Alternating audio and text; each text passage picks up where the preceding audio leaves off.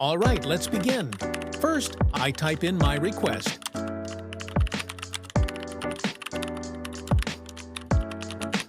Hit send, and just like that, ChatGPT gives me a ready-to-use prompt. Super quick, right? Now, don't worry about copying from the screen.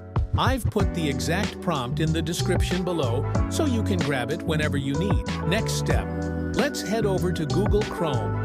I type in Leonardo AE, and I click the very first link. That takes us directly to the Leonardo interface. All right, let's paste the prompt, hit generate, and wait just a few seconds. And here it is, our AI-generated image in super high quality. Pretty cool, right? You can download it, share it, or even tweak the prompt again to get more variations. So that's the whole process. ChatGPT helps us craft the perfect prompt, and Leonardo AI transforms it into a stunning image. If you want to see more tricks like this, make sure you stick around.